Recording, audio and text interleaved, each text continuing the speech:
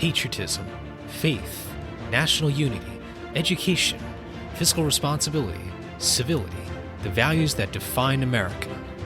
Fascinating stories and talks from America-loving patriots dedicated to preserving freedom, opportunity, and justice. Welcome to the Friends and Fellow Citizens podcast.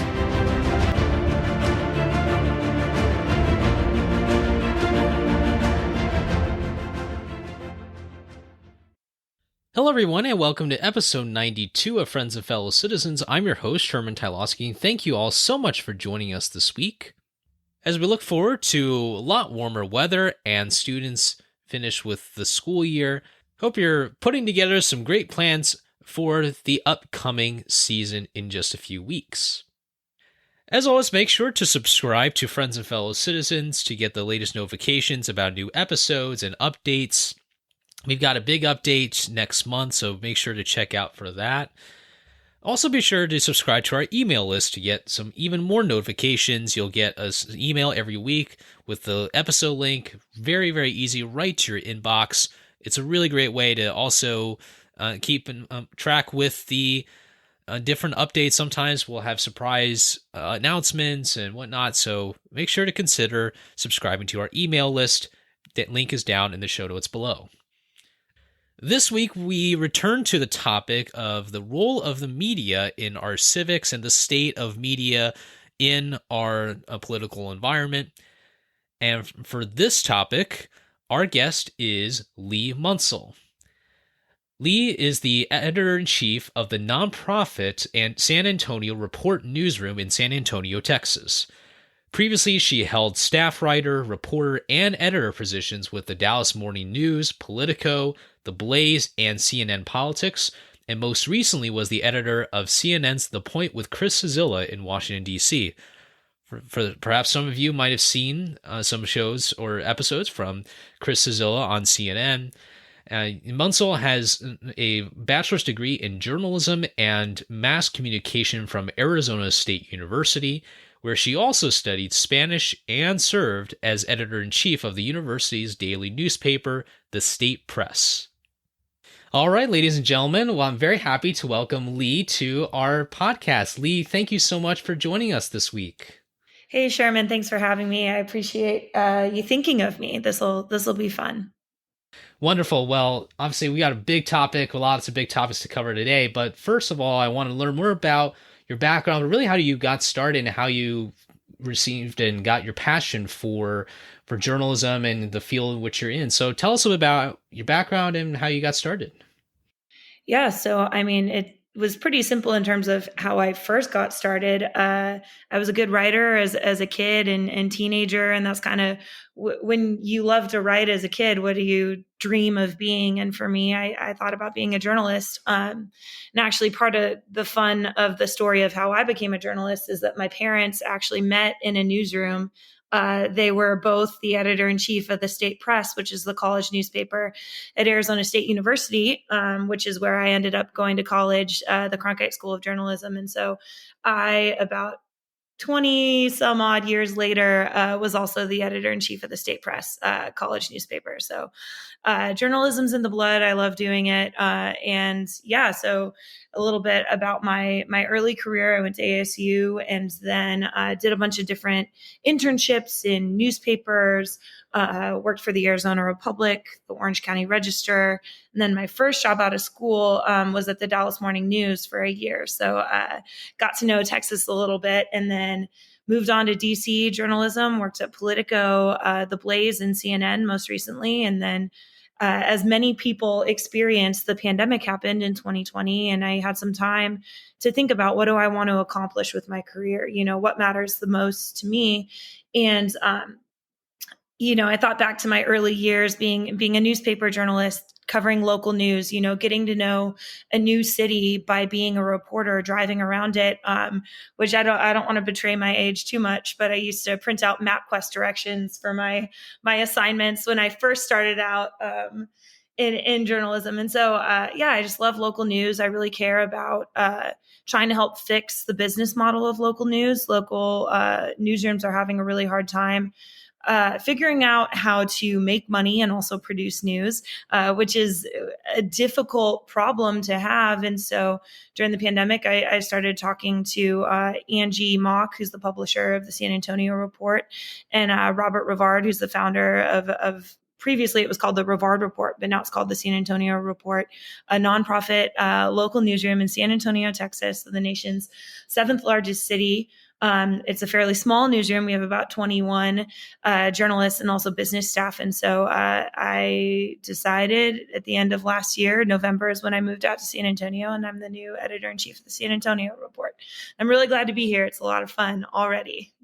Well, first of all, congratulations on your new position, and I know that you're going to do a lot of great things. And by the way, you told us about that story of how your parents met. I'm sure Walter Cronkite would have loved to hear that story, and certainly you, I think, embody a lot of what I think people want from journalists, and certainly with the name Walter Cronkite, you just can't go wrong with that, and that's kind of a big tall standard that I hope that a lot of people can follow as well. Now, going back into a bit about your experiences when you kind of got into the news industry, and by the way, I remember MapQuest, so you know, Okay, yes, that makes me feel better. Anyway, I want to ask about the digital age side of things, because it seems like that really it's ruptured a lot of things, but in particular journalism, I thought it's always been very interesting. So what is it about that digital age did you really start to realize that there was something more to it, and you wanted to get yourself active on researching more about the local news industry and the impact it has on the way we consume information nowadays? Yeah, I mean, I think that last thing you said is exactly it, right? The way that we consume information, the way that we consume news has completely changed with the internet. Back in the day, you would put a newspaper together. And it's not even that long ago back in the day, by the way. But you put together the daily newspaper, and it would come out in the morning. Sometimes there was an evening edition of newspapers, but in general, there was kind of a publishing schedule that you could expect your audience to be there, in the mornings when you put the newspaper out. And obviously when the internet came around, number one, basically that print display ad that used to cost a lot of money and be right next to the story that you produced in your newspaper, no longer was worth as much, because advertising on the internet was like pennies on the dollar for what you could make for a display ad, as well as classifieds, which were a huge moneymaker for newspapers for years. Now there's Craigslist, now there's any number of ways, Facebook Marketplace, to sell something for free on the internet. And so a lot of the services that you expected in your local newspaper, or you would, call and put an ad out if you were trying to rent a room or whatever else, all of that stuff now exists on the internet, as well as the audience's appetite for news is immediate, and I'm fortunate in that I am like a millennial. I'm kind of an older millennial, but I was right on the cusp of, grew up with computers, but didn't grow up with social media the same way it exists now for kids, right? And it's such a just scary thought to think that, the kids that we know and love are going to grow up in a world where they have access to social media all the time. And so anyway, I've kind of gone around in circles, but what I'm trying to say is the audience habit for news has completely changed, and the competition, it's not just the rival newspaper across town. The competition for local journalists as well as national outlets is anything people could be doing with their time on the internet that's not interacting with your content, right? Like there's just a plethora of other options for people to be spending their time on the internet doing other stuff. They could be on HBO Max, they could be clicking around Reddit, they could be doing anything. And so the dual role of news to both entertain and inform has never been more important, because if you don't think about how to reach an audience and actually provide the audience with what they need in terms of, actually teaching them something about the world around them or the community around them, but also if they're not interested in what you've produced, produced a research paper. And so there's a dual role and a dual requirement, I think, especially for journalists to create content that is reliable, informative, well reported, but that also is interesting and gets the audience's attention. And I can talk a lot more about that. I think at this point in the era of the internet, the audience is too smart for clickbait. So I'm not saying just say the most salacious thing you can say to get attention, but you have to be thinking about how to connect the audience to the content you've created, or you've only done half your job.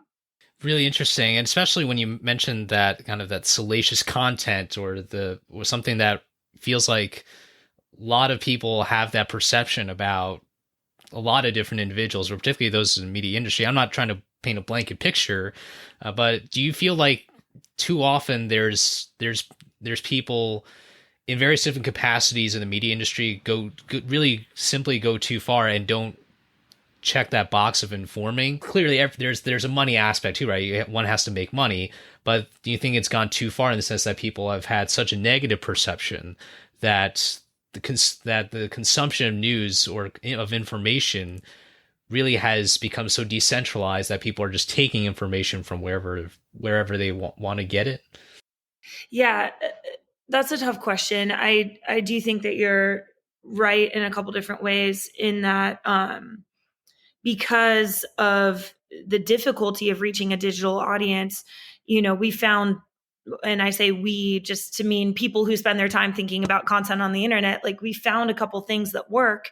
They don't always work, and they have diminishing returns on some of them, right? So one time I saw a meme on the internet that I thought was really telling, and it was like this picture of a pizza box, and it had like a little cellophane triangle in the pizza box, and in that cellophane triangle you could see 3 pepperonis.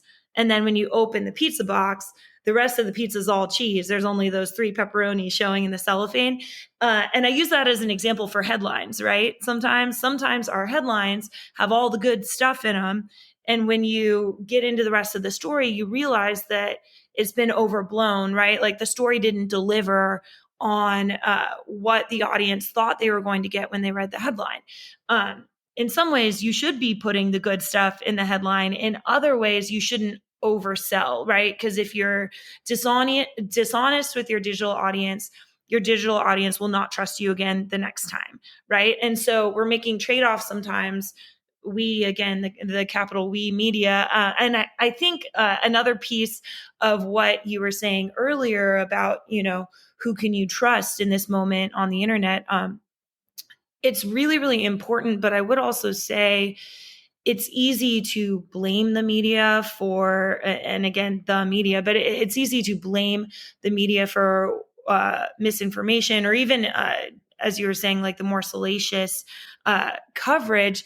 But in a lot of cases, unfortunately, content producers have been taught to give the audience what they want. And so people say, I don't want a story that's overblown or over the top, or, I would never read the Daily Mail online, right? But you do, like the data shows you do. Or like, I would never watch a talking head show where people are yelling at each other across a desk on cable news. Well, the data shows you will. That is what people watch comparatively to more informative content. And so, yeah, I think it's an important question, because who is the person deciding what's too far? Like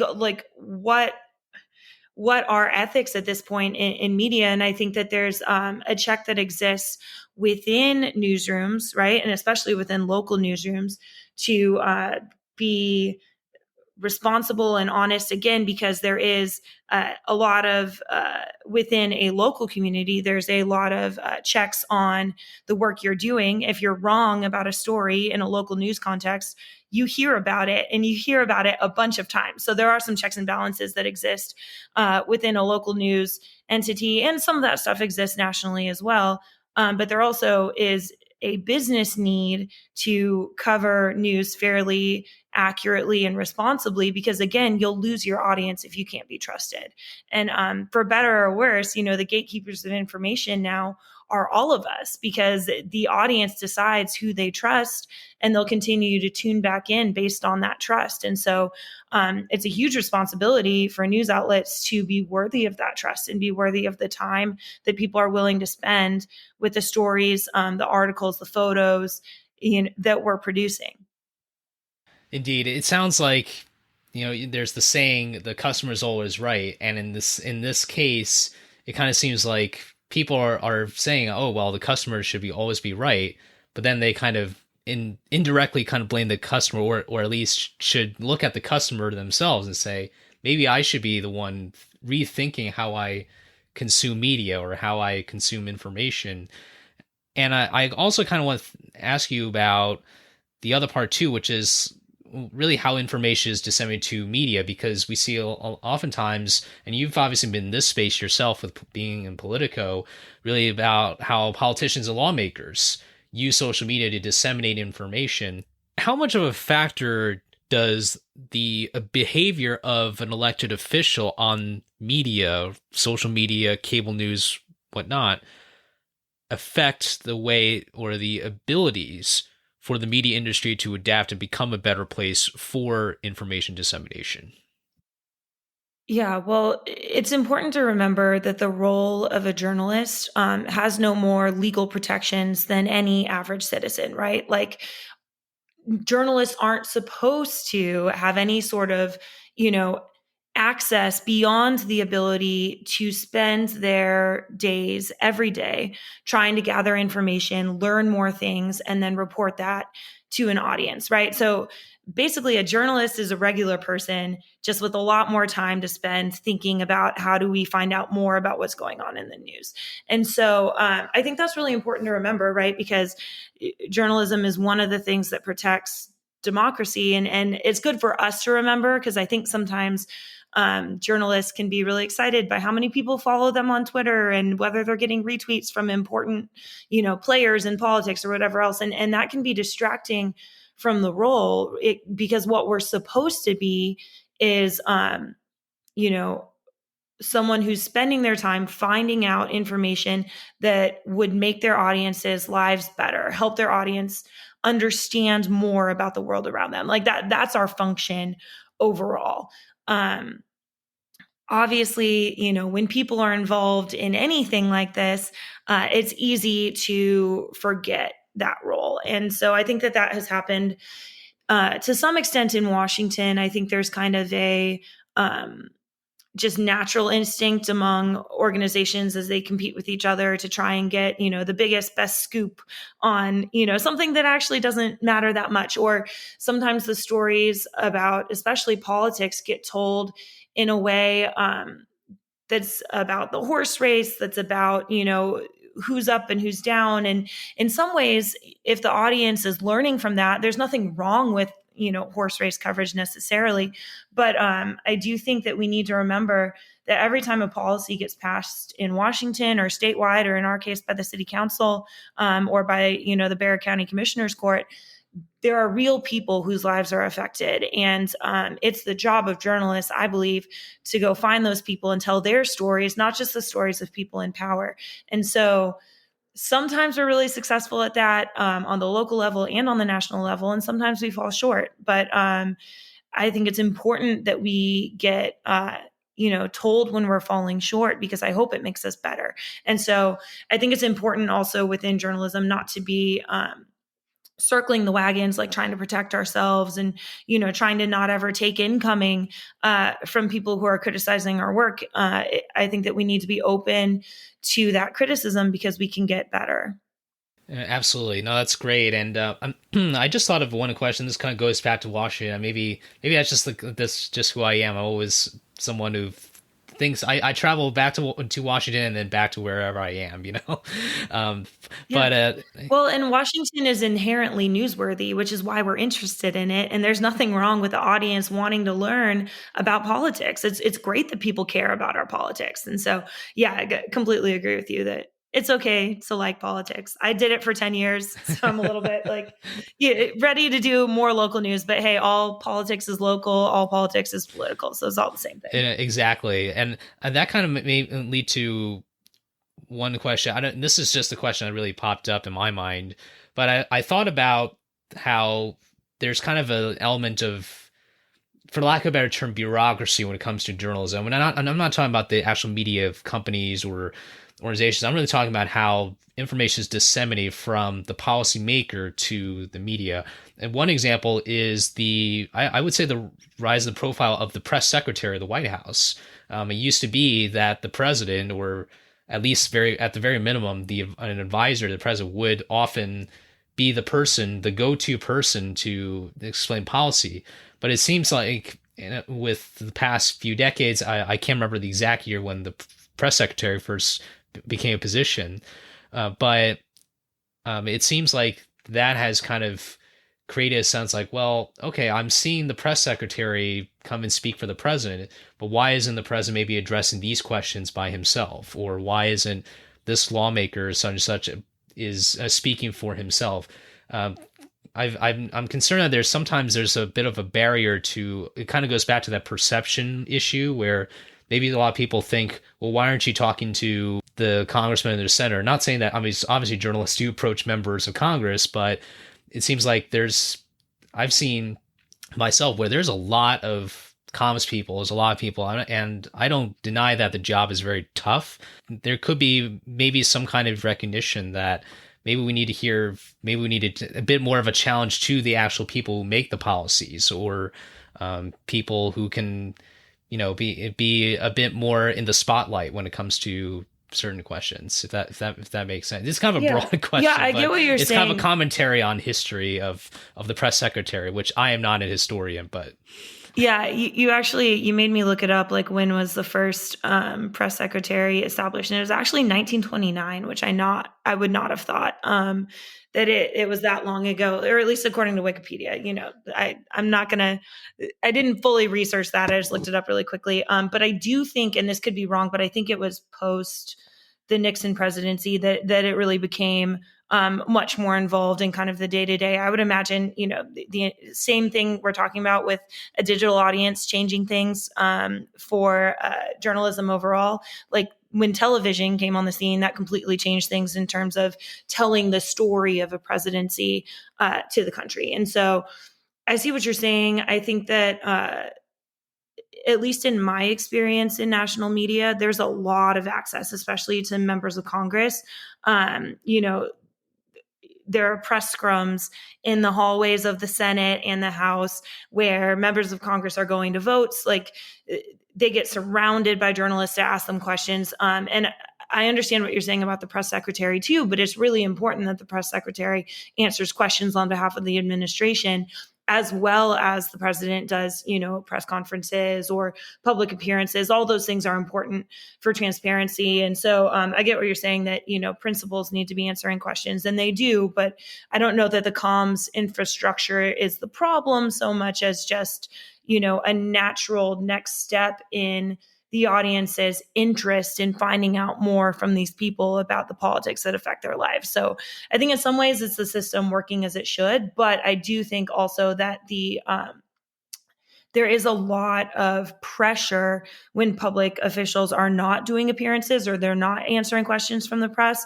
The press will write about that. They'll talk about how many days it's been since the president's last public appearance. And so, I think there are some good checks that exist, but in general, a daily press briefing gives us more information, not less, from an administration.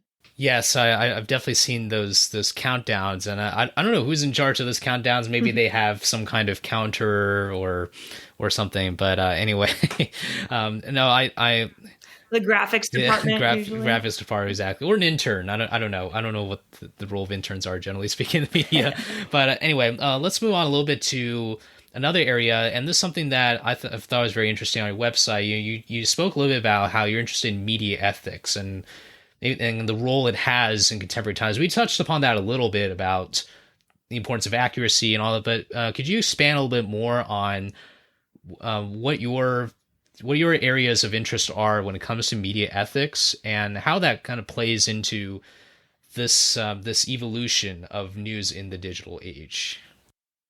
I've always loved media ethics. It was one of my favorite classes at Arizona State. Was my media ethics class that I took with Tim McGuire, who he was a longtime editor of the Star Tribune and just a great journalist. So I love that class, and I would have liked it anyway. But I think media ethics and media law, which I'm not a lawyer. I have a bunch of siblings who are lawyers, so they're the experts. But I do really like this stuff because I think it's interesting, right? Like what I told you earlier about how journalists don't have any legal protections beyond what the average citizen in the United States has, and that's a really beautiful thing. And so in terms of ethics, I think the standard that we should get held to as people who are gathering and disseminating information to our communities should be high. And so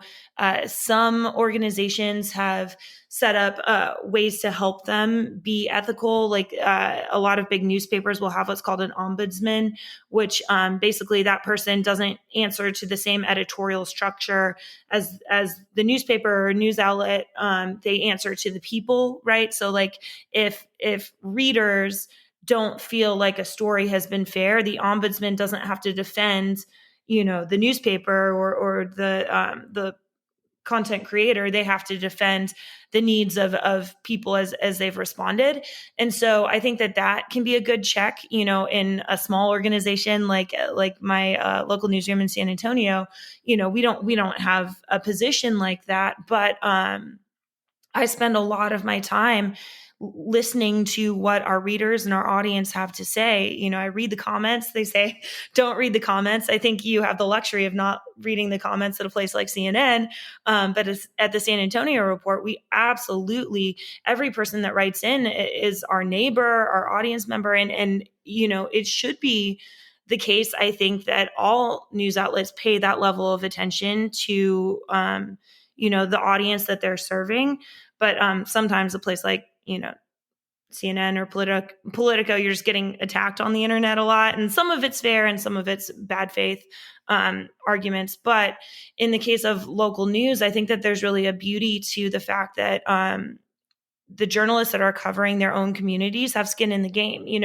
It's their roads, it's their parks, it's their, noise ordinances, it's their energy bills, so the stories that we're covering are about us too, in a way. And so I would hope that makes us better at our jobs, not worse. But believe me, we'll hear from the community if that's not true.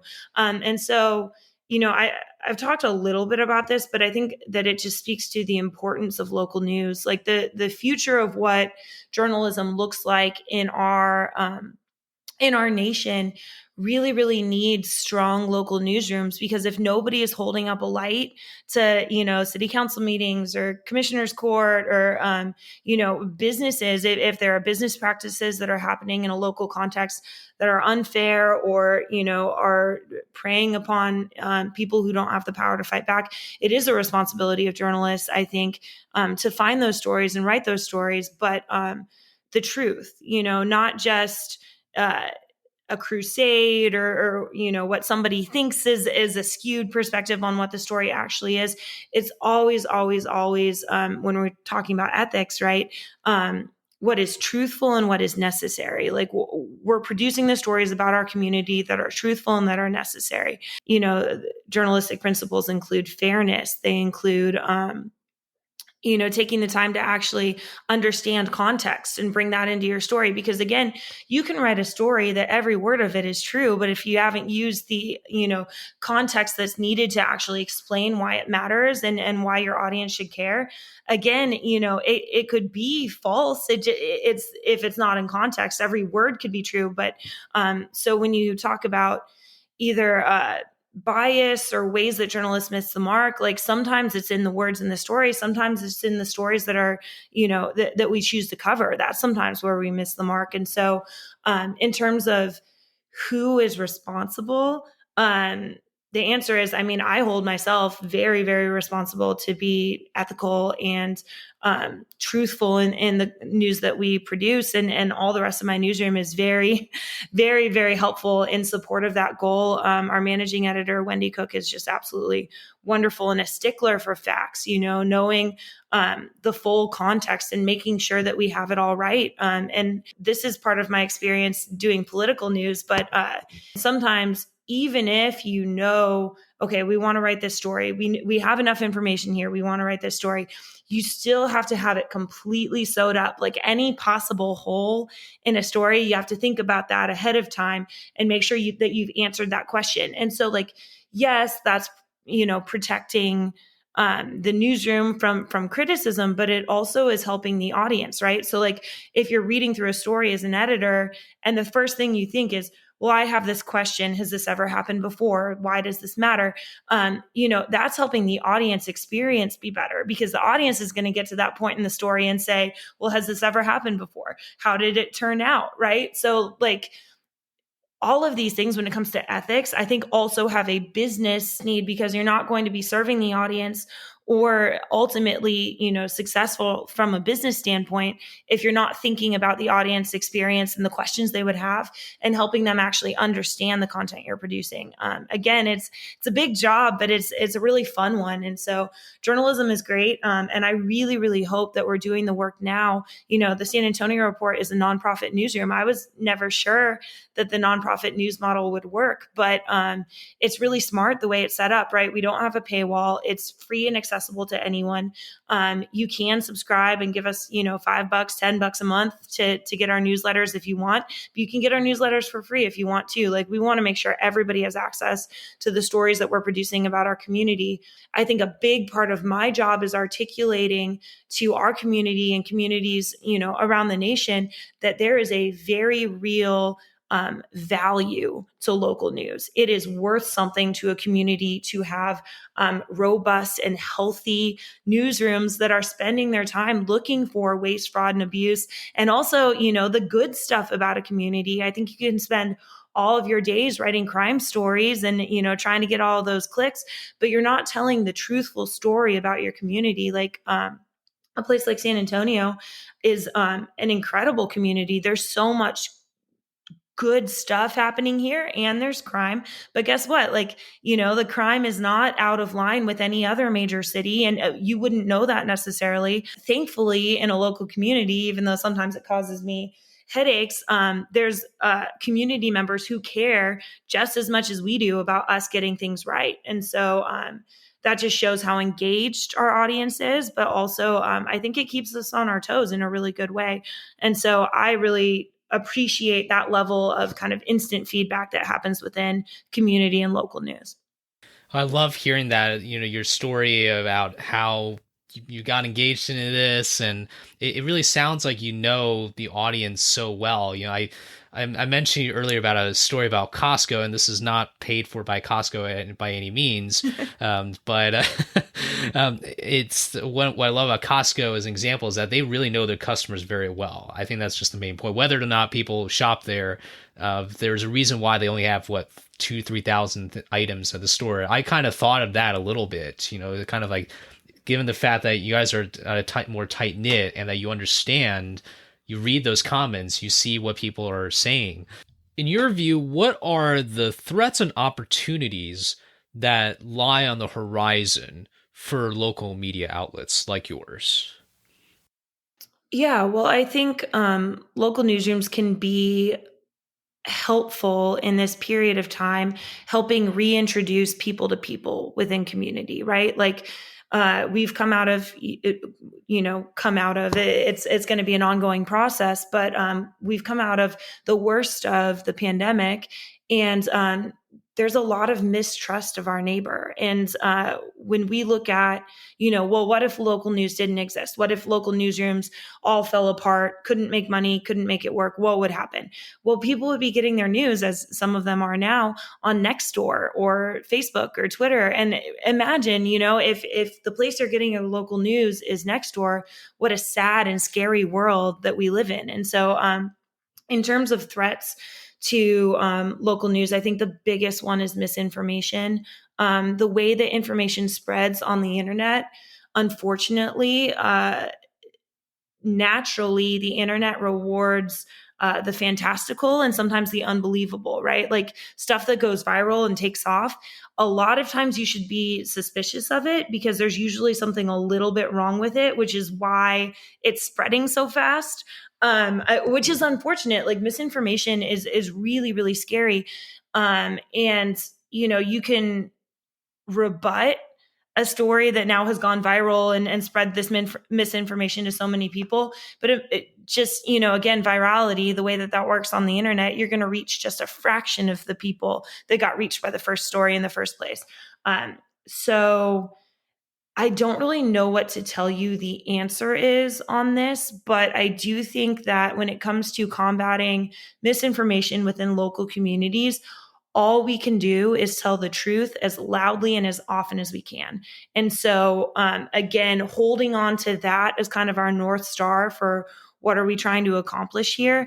And sure, sometimes that looks like a fact check or an explainer. I think explainer content is incredibly valuable in this moment on the internet because, right, you can write a story about here's what COVID testing is happening this way in San Antonio, or they've stopped doing COVID testing in the same way in San Antonio. But you can do the news story, right, on changes in testing, and you reach some audience with that. But if you have a story that's a little bit more evergreen, maybe can last a week on the site, maybe can last 2 weeks, that says here's everything you need to know about getting your COVID vaccine in San Antonio, right? And a story like that, I think, has the potential to reach more audience. So that's good. We're always trying to reach audience, but also that serves the audience. Then they actually get all their questions answered about something that's important to their ability to exist within their community. And so, anyway, when we're talking about this moment in time, I think that events are a slam dunk opportunity for local news to be, put newsmakers on a panel together and make them talk about, the bond campaign or where the money's going to go, why it matters, ARPA funds, that came from the federal government into local communities. Actually ask people those questions at events. I think that's something that local news outlets can be really, really instrumental in, is kind of this moment in time. We need to learn how to, gather again, communicate again, have conversations across communities again. And so I really hope that our newsroom and other local newsrooms can be helpful in that process because gosh, it was so, I don't know if you remember what it was like during the early days of the pandemic. You were so mistrustful of people around you. Could this person get me sick? Could this person kill my grandma? Right? Remember how scary it was. And it's a very human thing for us to have experienced that, but we all went through it together. And now we are desperate for community. We're desperate to gather back again in community. And there's going to be growing pains in that. There's going to be difficult conversations that are had. And I hope that we remember again how to see eye to eye. Because again, in a local community, everybody has skin in the game, right? And you may disagree on ways to get there. And this is true about national politics too, but you may disagree about ways to get there. But we can all agree that something needs to get done. And so hopefully getting people together to have those conversations, remind us how to communicate again without, firing off an angry comment and going off to whatever else you're going to do that day. But disinformation spreads on the internet all the time. And so what can we do to help information that's truthful and necessary spread? That's a really, really important point you made about the communication aspect. One thing I wanted to say is it seems like also misinformation, disinformation, in some ways, is trying to keep people on screens, trying to be the one, trying to get people to be the next one to consume that viral video, however amazing it is. I've never made a viral video, and I feel like it's just some things go viral because, some things are just that great, but then there's the viral stuff that, maybe not so great. One thing I wanted to also ask you about, which is, I was thinking a lot about the kids nowadays, who a lot of them have not had that in-person interaction in schools and all. It's very, very sad. I mean, you were talking about those early days when people weren't able to communicate, weren't able to even see each other in person, or just kind of had that kind of fear aspect to it. Does the San Antonio report have any plans or vision to get engaged with local schools and educational institutions? And do you think that this is something maybe feasible with local media outlets across the country? Yeah, so we have an excellent education reporter, Brooke Crum, at the San Antonio Report, and she's just done a great job of writing about learning loss and a lot of the basically the moment that we're in education. We also at the San Antonio Report, we're putting on an education forum in April, which is an annual event that we do, but I think takes on new meaning and new importance in this moment. Again, talking about schools have been back here in San Antonio for about year and a half. I mean, they didn't stay out that long, but there was, really significant learning loss that happened when students were not in school every day, or they did an incredible job in the city of San Antonio of getting internet access for those Zoom classes, right? So they did a really great job of making sure that kids were still able to attend classes, but there has been significant learning loss that's followed. And so we're trying to write, great stories about that issue, trying to help understand basically what the impacts are going to be on the educational system for years to come.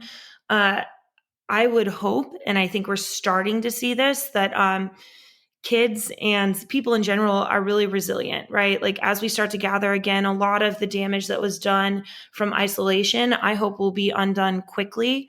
And, especially with kids, I hope that how quickly they're able to learn already will just get supercharged by that, community aspect of being back in classrooms. And so, we're seeing and we're writing about it, and we're going to keep writing about it. But yeah, absolutely. I worry about kids, even beyond the COVID pandemic, but I worry about kids and the way that they experience the world on the internet. Like there's just a big story out today about, high depression rates among, I think it was Gen Z and below. I don't think it was just Gen Z, right? Because we're starting to do studies about different generations, and we realize, there's a bunch of kids out there that are even younger and are already experiencing what it's like to be on the internet, day in, day out. And so, yeah, that worries me because if you see yourself through the lens of others,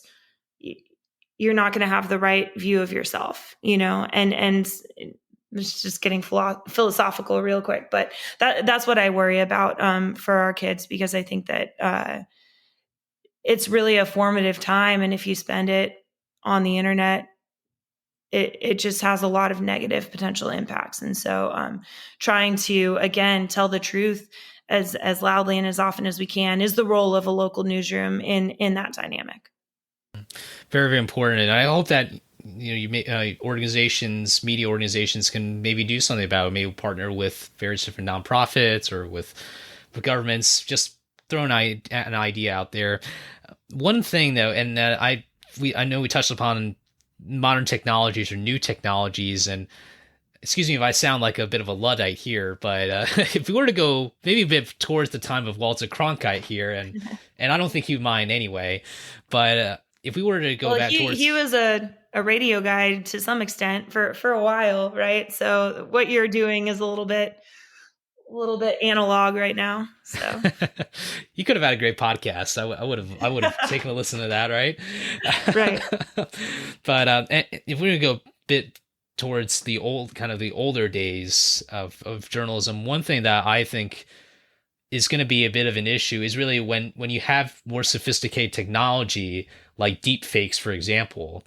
I'm concerned about the ability for even just video for video to be able to explain the truth. You mentioned a lot of times that importance of speaking objective truths and be able to be accurate on news stories.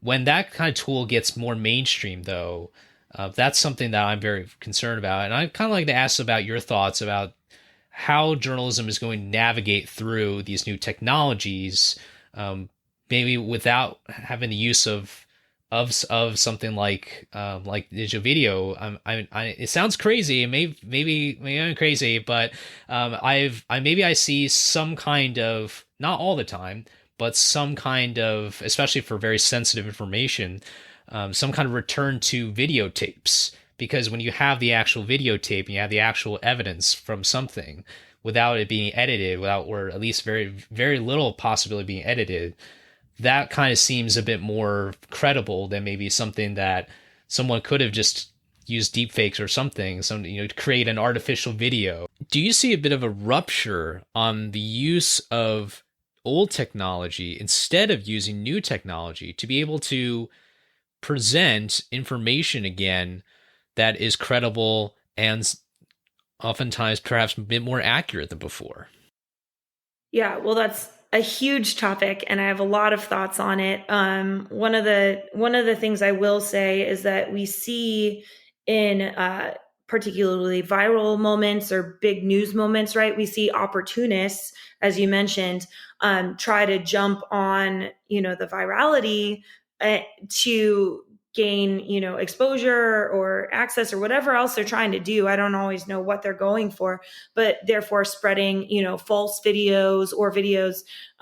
You see it in certainly with the war in Ukraine and Russia. There's been a lot of videos that have spread that have not been actually from this war. They've been from other situations, or there's videos of, or they're trying to say it's Zelensky singing, but it's not actually him. It's someone who looks like him, right? And it's trading on that desire of people to spread something that confirms a narrative that they're trying to agree with, right?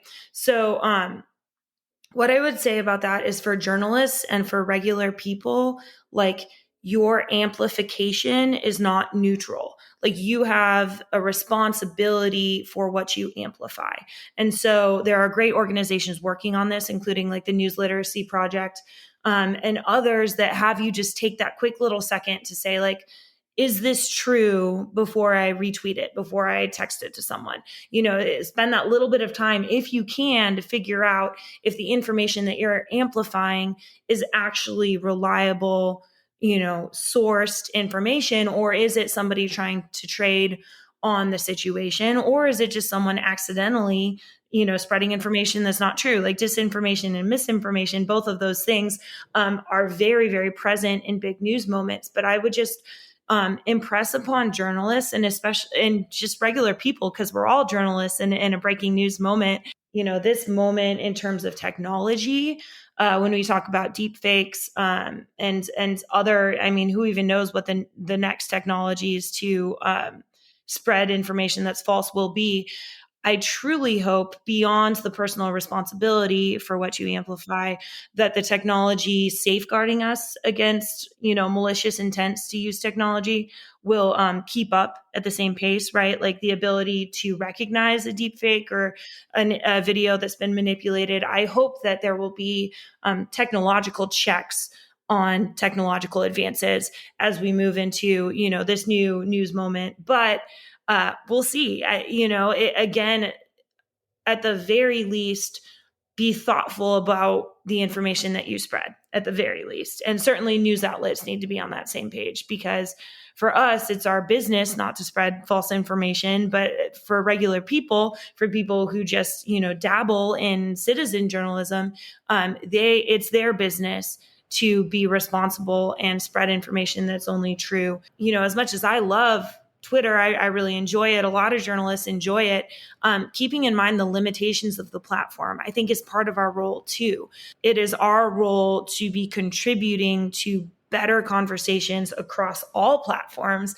And so we can't just wash our hands of like, well, we don't really like that one. And so everybody's, spreading false information about our city on Twitter or, on Nextdoor. We'll just ignore it because that's not, on our side, everything is true. Well, like this moment that we live in, where people get their information is a bunch of different sources. And so, but I think the challenge facing, gatekeepers of information, which can be citizen journalists, it can be local newsrooms, it can be national newsrooms, in this moment are going to be bigger than we've ever faced before. And I'm not certain that we've done a great job of facing them so far. We need to look the challenge in the face and see it for what it is, and then try to step up to the moment. Absolutely. I mean, I think Lee, what you said about that personal responsibility aspect, I've that was music to my ears, and maybe to a lot of people as well, because it seems like we've really lost that kind of culture, you know. And I don't want to judge one person or another right now, but I'm just saying that there's definitely people who either have never learned that or just refuse to kind of acknowledge it. I will say though, if someone were to create a deep fake of me singing, that's actually pretty good for me because that'll make up for my bad singing ability. So, um, There you go. I'll even reward that person just for the art and the creativity. Um, because Yeah. let's face it, when you have a singing ability, you know, that's why the confines can only be in the shower or something. It can't be outside, even that. But anyway, There you go. Well, there's probably enough videos of me talking about the news on the internet that I'm sure you could make me say all sorts of things. I hope no one ever does. But hopefully, again, I hope the gatekeeping technology will keep pace with malicious technology, and help us sort, fact from fiction in those moments. exactly. Texas itself is it was a frontier when it became a state, and so any ideas or any plans that you have on how you want to continue your career and to really elevate that for especially for those future generations of journalists out there. Yeah, well, I think, 10 years ago was the time, but now is the time, failing that, because I'm not sure that we got it right 10 years ago, but now is the time to figure out what the future of journalism looks like, and what the future of local newsrooms looks like. And I hope that it looks like strong, healthy local newsrooms, not newsrooms that are laying off staff over and over again, not newsrooms that are, just doing the easy thing, covering crime, trying to write whatever's gonna sell, right? But I hope that what we build are strong, healthy local newsrooms, and I hope that a rising tide, of desire for reliable, informative local news will lift all boats, right? Like nonprofits and for profits in local news, because I really think that overall, more than anything, what we need is a renaissance in people's understanding and appreciation for local news. And once people remember, that this is something I need in my society, this is something that I want in my community. I want reporters spending their time asking tough questions of the press secretary, of the mayor, of the people who are running in my congressional district. That's what I want. And what is that worth to me? I pay for Netflix every month. Can I put what I pay for Netflix into my local newsroom, whether it's a nonprofit, or could I subscribe to my local newspaper, whether if it's a for profit, right? Um, and I think it's really important that we don't see local newsrooms as charity, even with, the nonprofit model, which I think is a very smart model, right? And it's not just asking for donations, it's using grant money. We still have advertisements on our site, so we still make money through ads. It's a multi-pronged approach to existence in 10 years, 20 years, 30 years, because you see how many newsrooms this country has lost in local communities. There are news deserts all across this country. And it is absolutely a travesty. So I hope that the nonprofit model, what we're building in San Antonio, what similar newsrooms like it are building, the Texas Tribune is a great one up the road in Austin. There are a lot of great nonprofits, and you can see which ones are in your local community. But I hope that we'll see more sprouting up, because there's such a need for healthy local newsrooms, journalists that are gainfully employed and not scared about losing their jobs next week. And so my dream would be that, this is a more informed country in 10, 15, 20 years, and that the newsrooms that exist now are just the beginning of what's going to exist in the future. Very well said. I was thinking of that Thomas Jefferson quote about an informed citizenry, and I think he might have something to say. And he had his own. I'm not going to comment on his disputes with the media. That's kind of another element he's got to deal with. Apparently, it seems like even though he had those troubles and whatnot, but I feel like he still had some kind of glimmer of hope of people being able to have that access for information, all that. Oh, I was just going to say, I wonder what the founding fathers would think of this moment in news, Right? Like, would Thomas Jefferson have a Substack, or would George Washington, would he just be trying to burn it all down metaphorically? Like, what would it look like? Part of what I was so excited about with the San Antonio report is that it is a growing newsroom. I came to a growing city to lead a growing newsroom, and I think that we're just so well positioned to be important to helping this city continue to grow, and writing the stories that are important to our community. And I think that hopefully that exists across the nation. I know there's a lot of people doing the same hard work in cities all around the US. And I hope that there will just be more and more, including national journalists. I hope national journalists see the importance of local news, and make a concerted effort to be part of it. Because, we could all chase the same story on Capitol Hill, or we could try to make our communities more informed. And sometimes it's okay to do both. But I do think there's a lot of need for journalists to sow into their communities, because their communities, again, really need them. Exactly. Very important, especially if I think it'll be a good idea to see more journalists kind of, even if it's a 1 day swap, like a swapping roles or something. I think that'd be really interesting to see there. All right. Well, our final part of our discussion, Leigh, is really just kind of wrapping it all up and really tying. I mean, we mentioned Jefferson a little bit, but he's not going to get all the attention today, unfortunately, or really as much attention as Washington, because the podcast is named after Washington's farewell address, his work here. But if you can pick one of those 6 values that I often outline and really try to tie in, what one value or multiple values do you think, or principles do you think, really tie in with what our conversation has been, and really the things that you're trying to do in your capacity, and really to that field of journalism, at least the world of journalism that we want to create, and maybe parts of it that we want to restore as well? Of the ones that you identified from Washington's address, I would say that civility is the one that stuck out to me.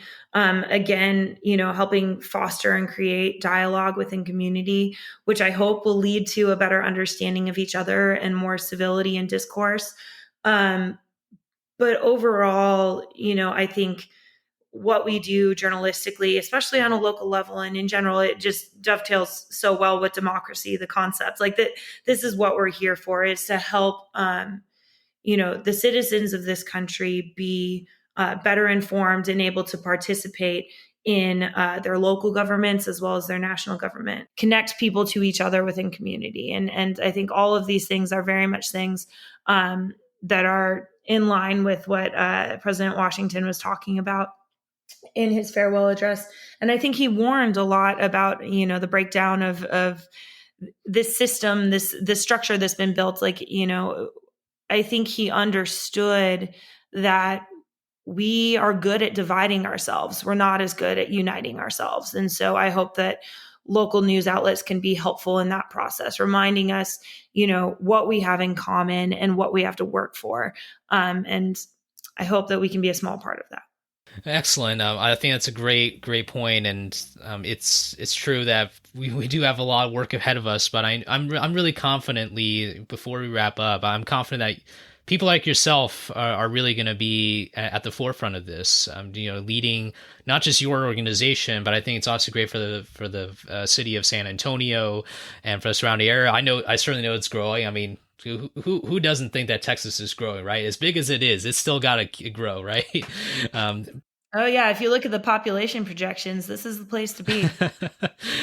You mentioned how you attended the Walter Cronkite School at ASU. Well, I never met him personally, but I got a feeling that he would have wanted that media connects people more than it divides. The media, in many ways, a lot of the media that we're consuming is not connecting us. We say that we're friends on Facebook, but are we friends in life? What can people do to learn more about your platform and obviously read more about the San Antonio Report and all the things that you're up to nowadays? Yeah, you can go to sanantonioreport.org and you can see all the stories that we've done, today, yesterday, the past week. We also are working on a kind of more evergreen section of the site, which is going to have more like lifestyle content to help people actually plug into their community differently, understand their community more. So yeah, be looking for what we're doing. You can find us on Twitter too. We're Essay Report, just Essay Report. And I'm Leigh Munsil, LeIghMunsil. You can find me on Twitter and just about anywhere you're on the internet. I'm extremely online. So. Sounds great. I'll put those links down in the show notes below for people to check them out. But Leigh, again, thank you so much for your time. And I really know I'm very confident that you're going to be able to go to a lot of places, not just San Antonio, but perhaps around the country. I think this is a really important time, as you were saying. The time is now. So thank you so much for joining us. Thank you so much for having me. I've really enjoyed talking to you. So thanks. Thank you all so much for listening to this episode. I hope you enjoyed it. Make sure, once again, to subscribe to our podcast to get the latest notifications about new episodes. Have a great rest of your day and rest of your week. And remember, a day in America is always better when we are with our friends and fellow citizens.